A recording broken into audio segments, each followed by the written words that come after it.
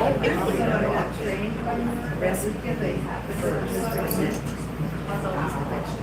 just one of those sound system, and you're tiny,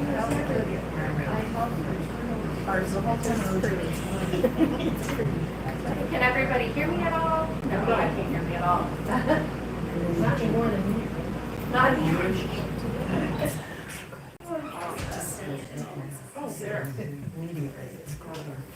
Okay, it's going to get hotter in here, but can you hear me now? Yes. Okay, cool. You'll have to fuss with that a little bit more. So my name's Rosie. I'm the events coordinator here at Readers. We've had a nice little lull in events happening, and now I feel rusty because it's been a whole 4 weeks since we've done one. So I'm just going to get a few things done up front. If you have anything that makes noise that's on you, a watch or a phone or a tablet or I don't know what all, if it can not make noise for the next hour, we'd all really appreciate it. I can't put my nose now. Well, you can't help that, but you can help the cell phone. So, of course, we have Rosa's books, and we have 2 of her previous books, and they're at the counter. So the trick of the evening is always that Rosa's going to be signing in the middle of the store where her books were on display. So she's going to be up here. She'll finish her beautiful talk. Everyone will be very excited and want to chat with her. You can't. She's got to get over there. She's got to sign the books. Luckily, in between is the counter where you can buy the books. We planned it out. So I think one of the amazing things about growing up in Sonoma is just the way that poetry resonates throughout my childhood here and throughout the valley itself. I was lucky enough to be part of Poets in the Schools back when they had that in elementary schools, and it just sort of threaded through my life in this beautiful way, in that poetry has never been frightening to me. Unfortunately, I hit college and realized that people were scared of poetry, which most of the time I would kind of go, you're in college, deal with it. But if anybody seemed receptive, I would go, you have to read something that you can feel immediately. So if you're going to read something, you could read Emily Dickinson. That'll connect with you. It's American, first of all. They're not very long, second of all. And it was something that I could have a starting point to share people with.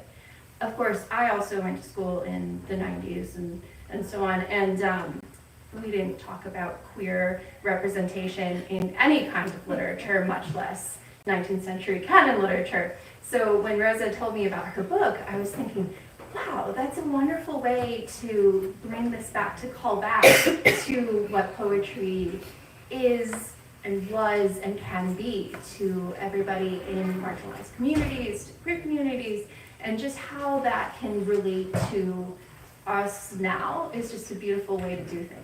Of course, Rosa knows so much more about this than I do. If you guys can give her a round of applause.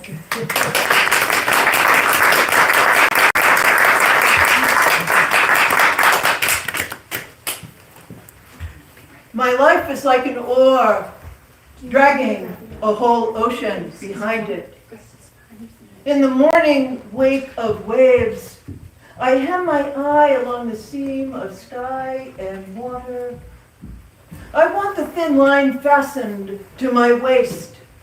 I want to jump overboard, swim where the gull can wrap its wings around me and peck from my skull all that is extra. I wrote that poem 50 years ago. This one I wasn't born yet.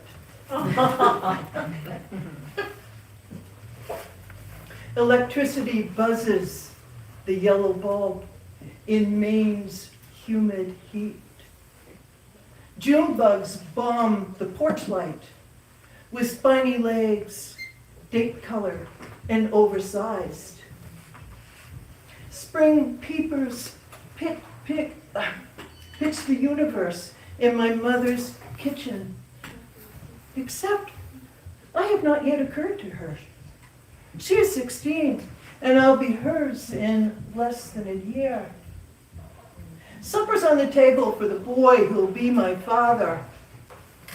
His 19-year-old body big and husky. He rinses dried splashes of work of the day's ocean in a small blue basin, enameled and filled with hand-pumped water drawn from the well. Conceived in the heat of night, I appear a small spark of light, planted in the crevice between them. Thank you all for coming. It's wonderful to see you. And I'm so looking forward to this, and thank you, Rosie, for that wonderful introduction. I'm going to be reading from Called Back, the last two words Emily Dickinson wrote. And I'm going to step behind here now.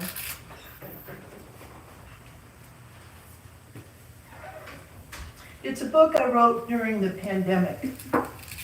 She was my companion. It's my fourth collection and was published by Tupelo Press.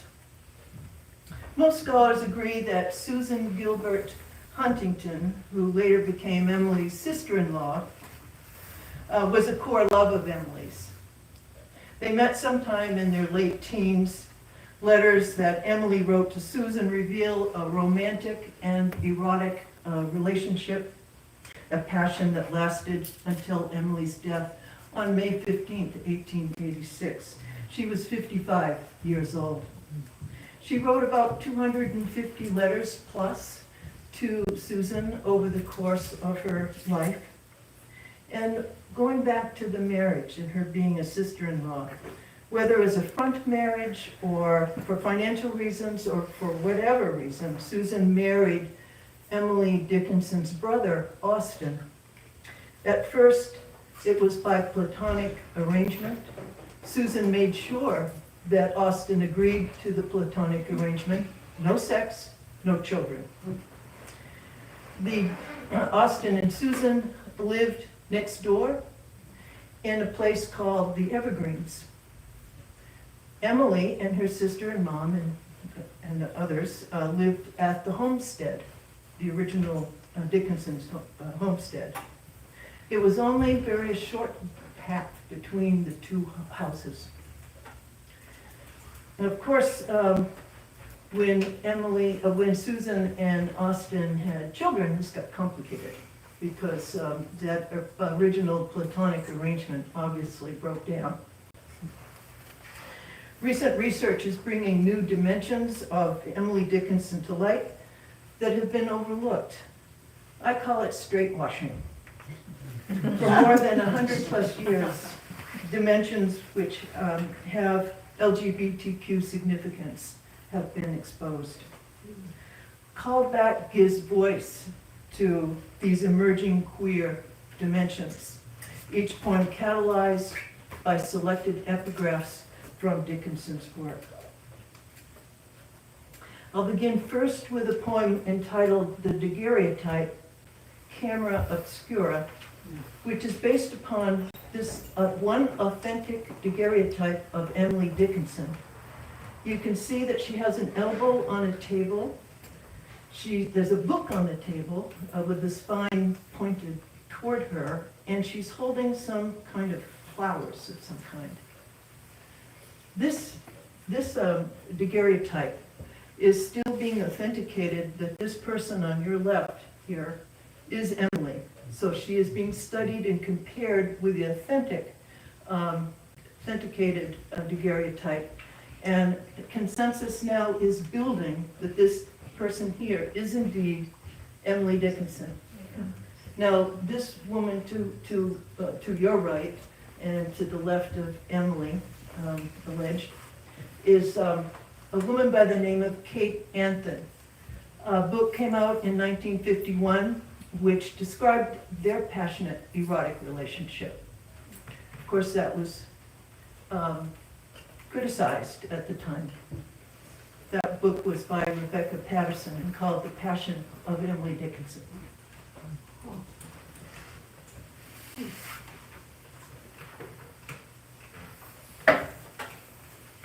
Dickinson was about 17 years old when that authenticated daguerreotype was taken.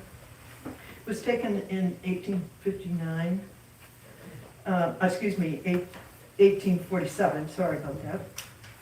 Emily had to sit for 90 seconds frozen in place. The whole making of the daguerreotype becomes a metaphor in my first poem. Camera obscura, which is part of the title, is Latin for dark chamber, which refers to a small wooden box with a pinhole at one end that holds the lens.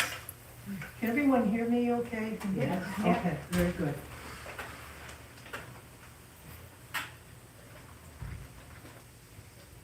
The daguerreotype, camera obscura.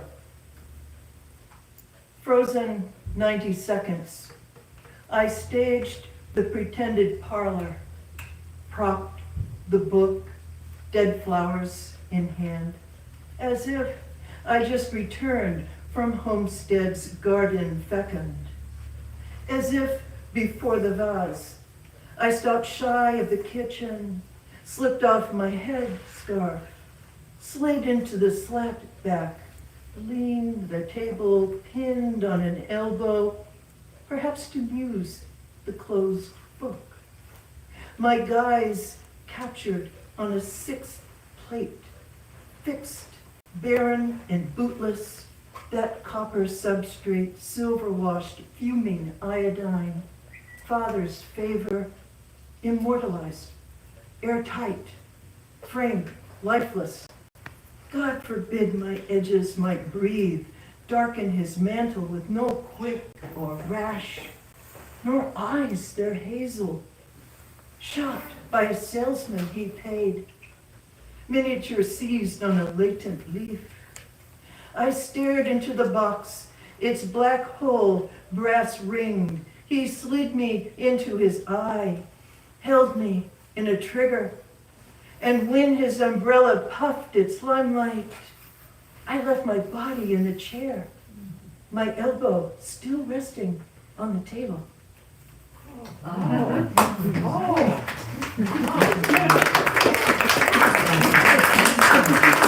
Applause for the end. Thank you so much. It just takes up my time. So, as I mentioned, Emily and Susan exchanged letters. They exchanged them at a hedge between their yards. Emily was known to put a gentian blossom in her letters to Susan. The next poem acknowledges this sweet swap and the gentian flower named after King Gentius. The poem refers to this bitter herb as used in alcoholic beverages and liqueurs. Now, Emily had many code names for Susan hidden in her poems, so this took a little decoding. She included calling her gentian, Pearl, Rose, Eden, Heaven, Cleopatra, Eve, Vesuvius, and many more. As I'll do throughout the rest of the reading, I'll read the poem title and then Dickinson's epigraphs, sometimes there too, with the poem and with a number of references. She did not number her poems, others have in a sequence by analyzing her handwriting. I'll repeat my poem title where my poem begins. Gentian. After Emily Dickinson's I Taste a Liquor Never Brewed, number 214. To own a Susan of my own is of itself a bliss. Whatever realm I forfeit, Lord, continue me in this. Dickinson, 1401. Gentian. Near the wash basin, I snip locks of red laid on the commode. I strip your shoulder bare, unbutton your back pearl by pearl, down the arch, hands as silken as our path, grass-worn, its spine stretching your evergreens to my homestead, sateen lace-ups in step, breasts intoxicated, with letters we exchange at the hedge, each pressed with a gentian, trumpets or bitters, or the drunken tonic of King Gentius. Call me his prince, below the crown My forehead flattens against the pane, framed in a glaze. When our lit chambers face, we watch the sun drop evenings behind the steeple, hang over Amherst woods, whisking dark, stagger nightfall, bliss, blued, drunk.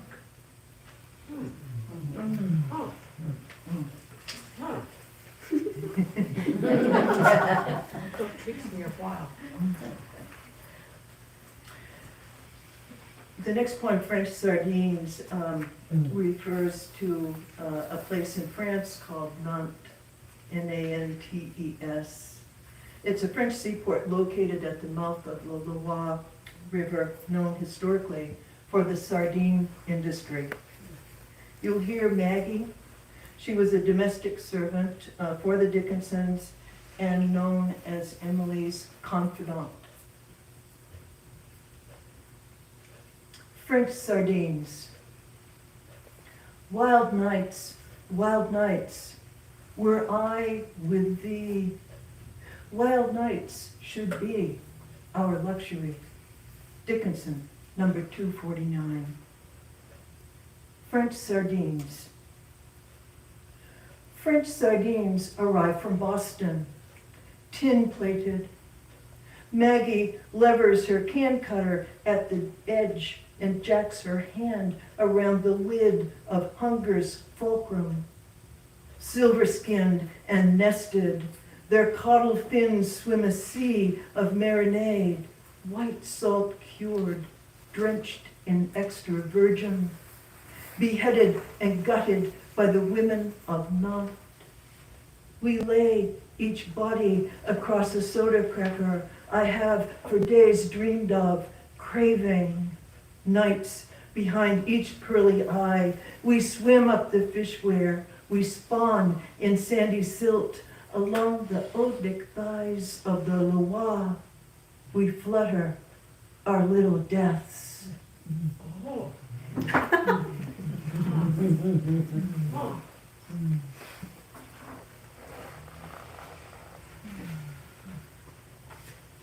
Amputate my freckled bosom, make me bearded like a man. Those two lines appear in Dickinson's poem number 1737. And I've only seen one scholar deal with those two, obviously, gender fluid, transfigurement kind of lines. They are demands. They end with an exclamation point, so they're also exclamatory. Those two lines is what the next poem responds to or converses with. Paire de corps is the title of the poem that refers to a 16th century phrase referring to a pair of bodies, pair of breasts, which names a corset. And you'll hear the word wan, which is just referring to a pale color. Paire de corps. Amputate my freckled bosom, make me bearded like a man. Number 1737. Paire de corps. Paire de corps. A pair of bodies hangs from my chest, sistered and whaleboned in a cuff. I want nothing of them, still tethered and corseted. These oddments, small thimbles, two berries made for the mouth, speak a primal language, not mine. A wolf's ravish, or the infant's pucker for milk. A utensil gorged and sucked.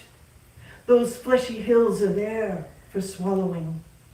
Lawn, two drifts of snow, windblown, renounced, raised by slice or tear, my bust blanked, my sternum flanked by ribs basal flapped, like paired sessoras.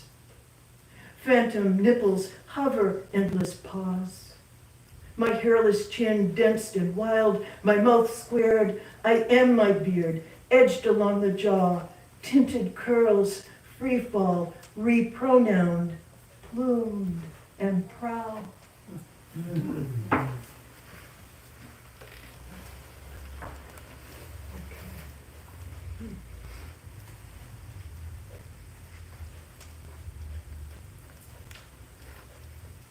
After such erotic passion, the next poem speaks to the misery of feeling love in the context of the socio-religious context and constrictions that Dickinson was born and raised in. It had a profound impact, of course, on her. Dear Sir, letter number 4. Society for me, my misery, since gift of thee. Dickinson, number 1534. Dear Sir, vortex of heart, or lone star fixed, barred coupling, I dissent. Burn a scream, my love of her, doomed, sapphic, disobedient, damned shut.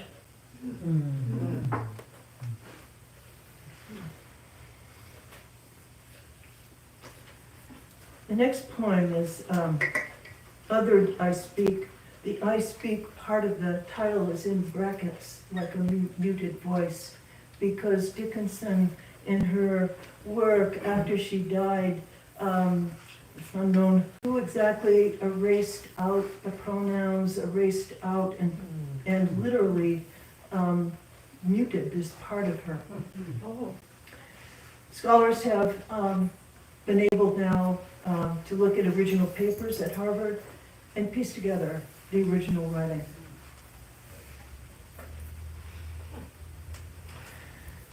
So not only did Dickinson use code words for Susan, she also had a code word for men. Divers. They were the only ones who could dive for the pearl. A code name for Susan was Pearl. So you'll hear in the epigraph that introduces this poem the reference divers. You'll hear also the word meerschaum, which is a carved smoking pipe that was used at the time in the 19th century. Latakia refers to a mild, sweet pipe tobacco. And verboten, in the last couple of lines, means forbidden by an authority. Othered, I speak. Her breast is fit for pearls, but I was not a diver. Her brow is fit for thrones, but I have not a crest. Dickinson, number 84. Othered, I speak. I am wrong to start with, to have. To strop and hone the blade, shave without a tuft. To bind, bone wrap my breasts, they will not leave. To swag my trousers and waistcoat in a dark no one sees. To ramrod the barrel, gun cock, lean a corner, the house dead ends. To hike sails, captain my ship, doldrum drifting nowhere windless. To bypass the lungs, drop my voice to the diaphragm, timbre, gravitas. To smoke my meerschaum, virile and fragrant, blending Latakia smoke rings in solo. I kerf the flesh of Adam's apple, verboten, pith the larynx, my mouth plosive, hushed.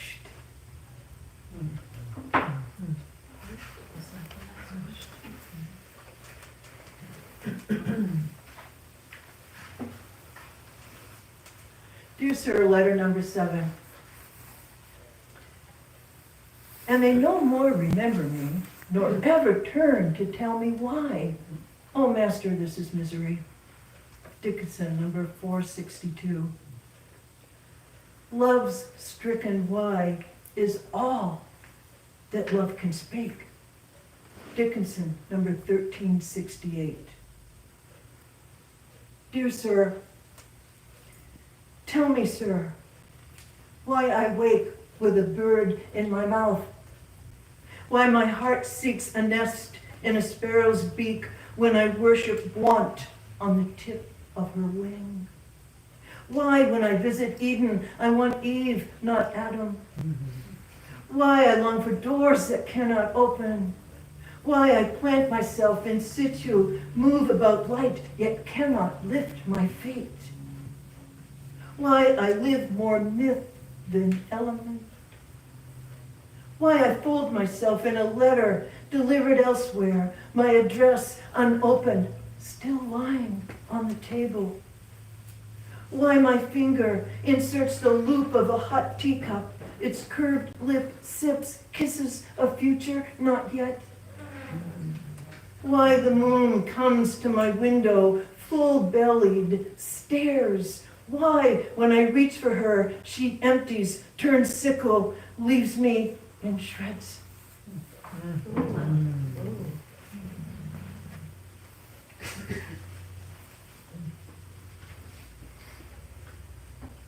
Limning Death is the title of the next poem, and limning not only means to give light to, but also in art, we have artists here, refer to an outline of a subject. You'll also hear the phrase an impalement artist, associated with a spinning human target, usually called the target girl, pinned to a circular board at the mercy of a knife thrower in a circus stunt called the Wheel of Death.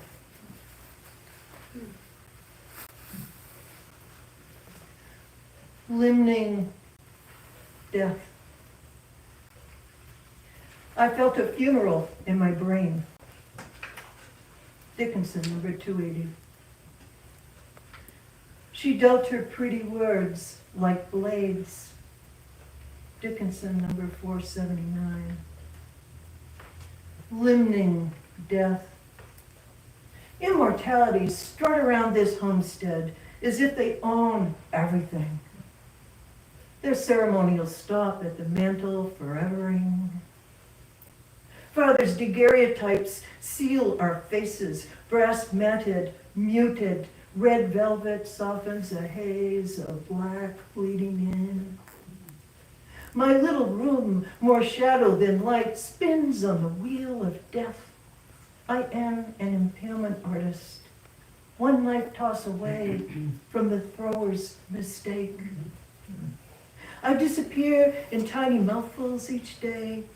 I study any sign of being taken, my room stunned by mourning. I am still here. Yesterday I died again, swept myself into a dustpan, rattled the windows like a beggar's cup. I yearn for the perennial garden, yet I have no gender, just the moon waxing her want at the bluff.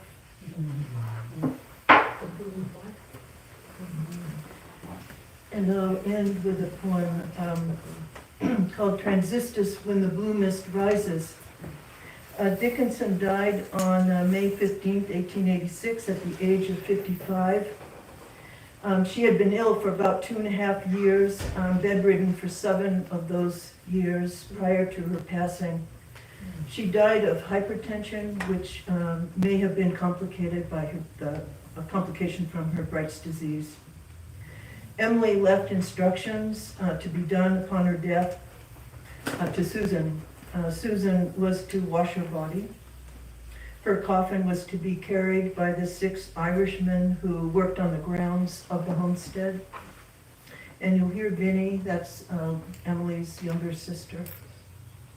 They were to carry her coffin through the back door of the homestead, circle her, first her flower garden, and then back and forth twice through the open barn, once, again, before heading across the field of buttercups to lay her to rest at the cemetery. Nyctinasty is the phenomenon of flowers closing their petals at night.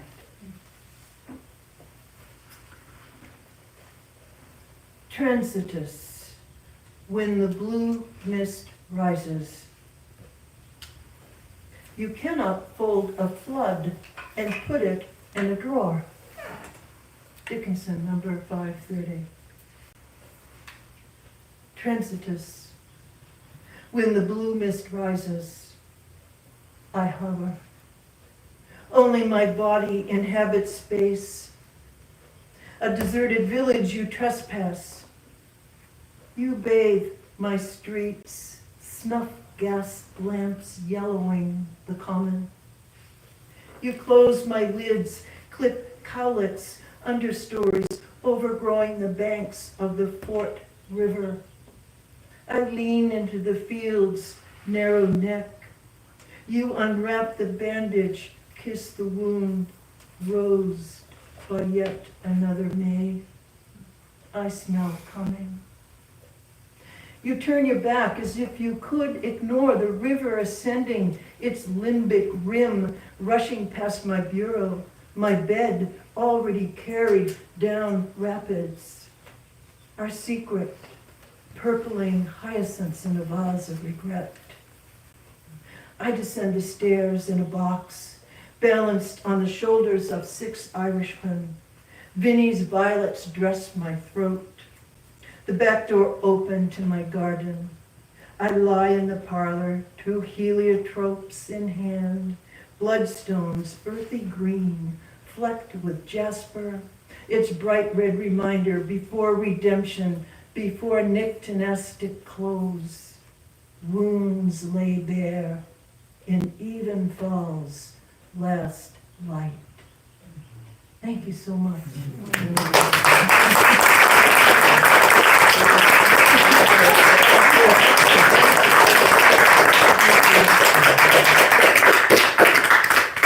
And thank you so much again for coming. Thank you. Now we're open for questions, conversation, anything you want to ask, everything is welcome. What got you into studying Emily? Well, it occurred one morning in 2019. It was spring in Berkeley, and I was getting up in the morning, went past the dining table, and there was a salmon-colored book called Open Me Carefully. And it's Emily Dickinson's Intimate Letters to Susan Huntington Dickinson. And that word intimate really caught my eye. And so I went, made my coffee, and I picked the book up on my way back to my chair. We, for the longest time, didn't know how the book got there. I think now my wife, Catherine, has caught to it. But I read the introduction, and I was just blown away. It's a book that is edited by Ellen Louise Hart and Martha Nell Smith. I have had the honor and privilege of meeting both of them in person and asked both of them to mentor me through this process. And so their introduction, which described the erotic passion that Emily Dickinson had, and they said, if you don't believe us, just read her letters. And so that's what I started to do. I took a suitcase when I went for the winter. It was 2019 at the end of early 2020. Now, mind you, I've gotten into this book. So I took everything I could think of, the book, and put it, that's all I had in my suitcase, was the books related to this. No underwear, nothing. And I didn't realize that we're on the cusp of a pandemic. So Emily and Open Me Carefully and the 1,049 letters and her 1,789 poems became my companion. So I literally talked to her every day. I kept a personal journal. I didn't anticipate anything I wrote to be made public. I considered it a personal journey. I call it an odyssey with Dickinson. And the notes I was keeping began to morph into things that look like poetry. And then but were also the I speaker began to emerge, and it's like, it's not it's not my voice really. It's, I realized I was writing in the imagined Emily and giving voice to that same voice that had been muted, that had been erased, that needed to speak, I guess. And so I still kept it private. And at one point I had written the Y poem. I read that tonight. I sent it to my friend Stephen, and I said, you know, I've written this poem, here's the epigraph. Do you think I could go public with this? And he said, absolutely, send it out. So I sent that poem out, and within 3-4 weeks, the editor of Nimrod wrote back and said it was a finalist for the Pablo Neruda Prize, and he would love to publish the poem. I'm thinking, okay, that's my e-ticket right here. That's, so I took that as a welcome to go ahead and put together a manuscript. 6 months later, Tupelo Press took the manuscript. That was, I had only 3 poems published at the time, I had that time. So I luckily they gave me 2 more years to really work on it. So it really has been a 5-year journey with Emily. And now as an architect, I'm getting into her ecologies. And so I'll be going to Taipei mid-June to deliver a paper on Emily Dickinson as being a precursor of the ecological worldview. So, any other questions? Wow. Do you miss Emily now? And she hasn't always liked what I've written either, and I've had to go back and read it. But I've been told she's standing right beside me, and her image certainly is. I leave these images, I have little versions of them that I have, and I have a stone also that I brought home from visiting where she was buried. I picked up a stone there, and it's, you know, so. She's, what, 16 in this picture? She's 17, So- about 17. And what's the projected age of this one? This one was taken in 1857, I believe. So she was, Born in... do the math, not she was born in 1830, December. Okay, so she's 27 in the one. Yeah. Okay, so 10 years older. Yeah. Yeah, good, thank you, it's good. Any other questions or anything is, I mean, we're all taught, yes, I just want to comment about the way you read the poem at the end. I just think that you, having separated from her, you're definitely talking from that space. So that's you wonderful know, to hear. there is no goodbyes, there is a forever. Oh, wow. That's beautiful. Anyhow, that's how I That's see it. Wonderful, that's a beautiful thing to say, I hope so. I would add to that we see actors so engulfed in their roles, so embedded Yeah. in their roles, that this is not just merely beautiful poetry and interesting history, but a stunning performance, and I thank you for coming. Oh, thank you so much. It's interesting that you say performance or like a play almost. And just yesterday, I got an email from the Dayton Metro Library, who would like to talk to me and a couple of other poets, the poet laureate of Dayton. They have their first poet laureate in doing a play of voices. And this would be next April in Dayton from a performance stage. So she wants to meet, she loves the idea. I had sent the idea, I thought, you know, what is there to lose? I'm just gonna write this out, because the thought occurred to me, that, like what you're saying. I see Berkeley rep in your future. I'm curious if people here remember studying Emily Dickinson in school growing up. Yeah, because I don't, I mean, of course I was in part of me, but that's another thing. But, so I'm just curious what image you were left with of her. Well, for me was her loneliness, her solitude that she enjoyed. Well, I grew up in a dormitory school with nuns, and seeing the swallows come to the window and leave, it felt like that kind of nostalgia. And I think that is what Emily Dickinson brought to me, but we had Sylvia Plath. Yes. You know, Indeed. they both were very seminal for me. Yes. I'm from Mexico, Yes. and I came when I was 16 to the United States. I've stayed since, it's like 54 years, but I have embraced my American citizenship in so many ways. So I'm Mexican and I'm also American. And for me, Emily Dickinson is always there.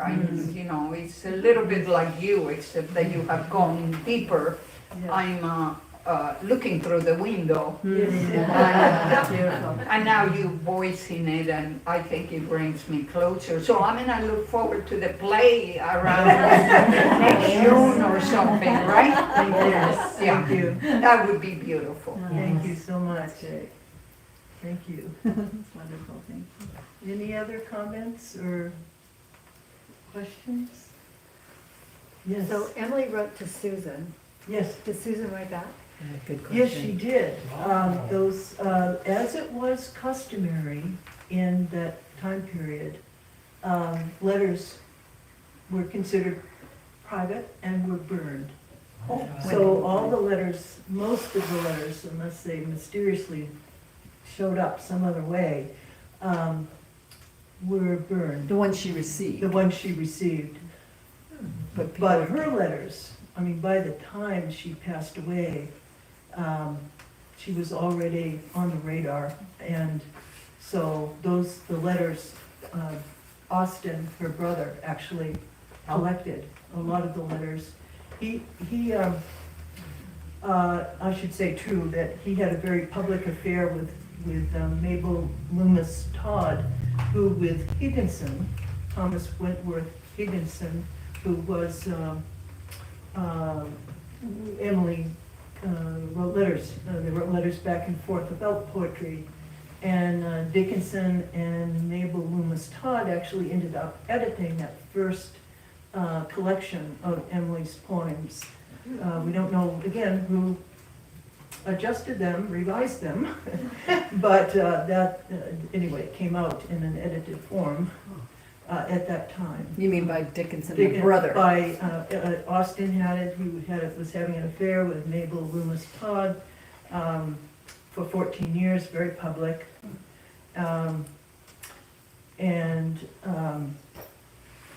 That work came out, again, that was edited by Mabel Loomis Todd and Higginson.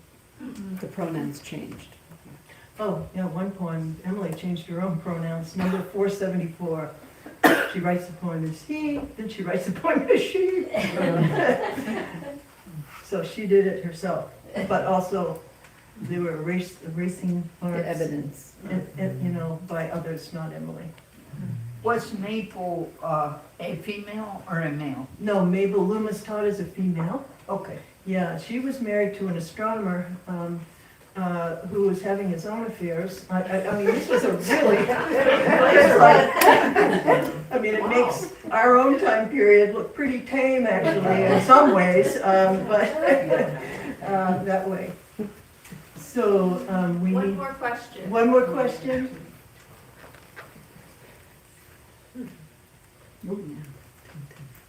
Okay. I have a question about you. So you live in San Francisco?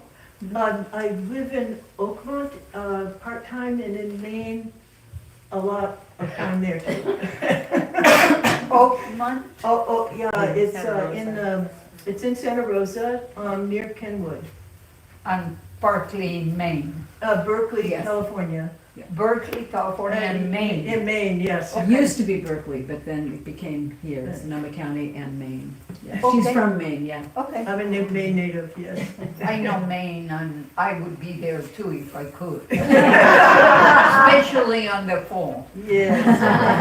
Okay, I can get, I see Thank I see where I'm supposed to go. Thank you.